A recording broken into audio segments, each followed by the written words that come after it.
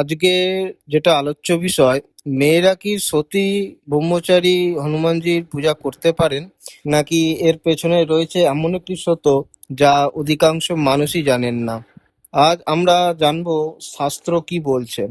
তার আগে সবাইকে নমস্কার ও সমস্ত ভক্তদেরকে জয় শ্রীরাম, জয় বজরংবলী, জয় বালাজি মহারাজ। আমি হনুমানজির ছোট সেবক হনুমান দাস। নমস্কার। এটা হনুমানজির ইউটিউব চ্যানেল, বাবা হনুমান সেবক। আপনাদের সবাইকে অডিও শোনার জন্য আমন্ত্রণ জানাচ্ছি। আর অডিওটা বিনা স্কিপ করে মন দিয়ে শোনার জন্য অনুরোধ রইল আপনাদের কাছে। আজ আমরা এমন একটি প্রশ্ন নিয়ে আলোচনা করব যা অনেক ভক্তরা বা অনেক ভক্তদের মনের মধ্যে এটা ঘোরে। মেয়েরা কি সত্যি ব্রহ্মচারী হনুমানজির পূজা করতে পারে? এই প্রশ্নটা শুধু সাধারণ কৌতূহল না, বরং এটা ভক্তি, বিশ্বাস এবং ধর্মীয় অনুভূতির সঙ্গে এটা গভীরভাবে জড়িত। আমরা প্রথমেই এই একটা বিষয় পরিষ্কার করে নিয়ে চলবো যে হনুমানজি কোনো সাধারণ ভগবান নন। হনুমানজি কোনো সাধারণ ভগবান নন। তিনি হলেন ভক্তির জীবন্ত প্রতীক, শক্তির প্রতীক, আর ভগবান শ্রী রামের পরম ভক্ত।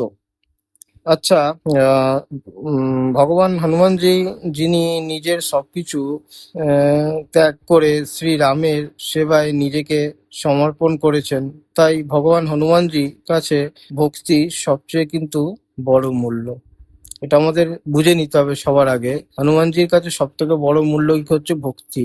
কারণ যদি আপনারা রামায়ণ পড়ে থাকেন তাহলে জানবেন হনুমানজি তার জীবনের সর্বটুকু সবকিছু ত্যাগ করে নিঃস্বার্থভাবে প্রভু শ্রীরামের চরণে তিনি নিজের জীবনকে সমর্পণ করেছিলেন। তাই হনুমানজির কাছে তার ভক্তি হচ্ছে সব থেকে বড় মূল্যবান।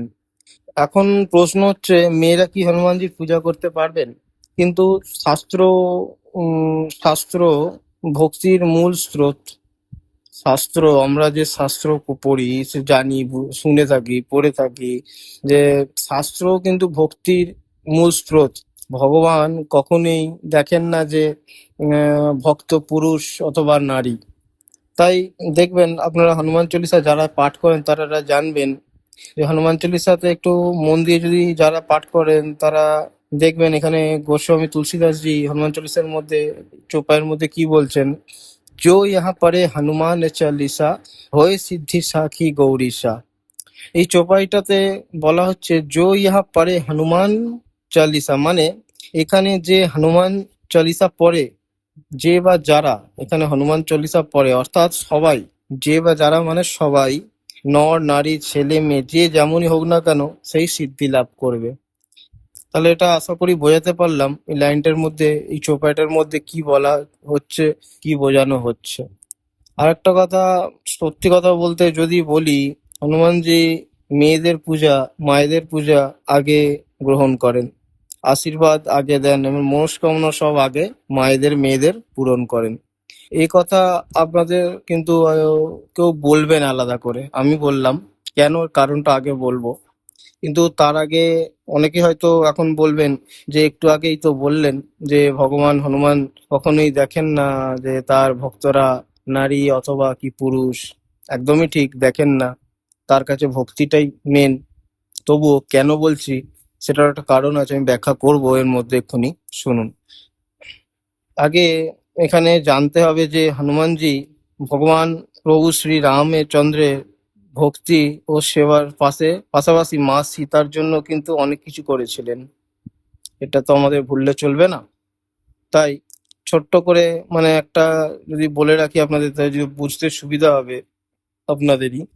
হনুমানজি মা সীতার খোঁজে লঙ্কাতে যখন পৌঁছলেন এবং মাকে খুঁজতে খুঁজতে মাকে যখন দেখলেন মা অশোক বৃক্ষের নিচে উদাস হয়ে বসে আছেন এবং রাবণ এসে সাম দাম দণ্ডভেদ দেখাচ্ছেন, অনেক রকম ভয় দেখাচ্ছেন মাকে, এবং রাবণের যত রাক্ষসী আছে সেই রাক্ষসীরা মাকে অনেক রকম ভয় দেখাচ্ছেন, বিরক্ত করছেন।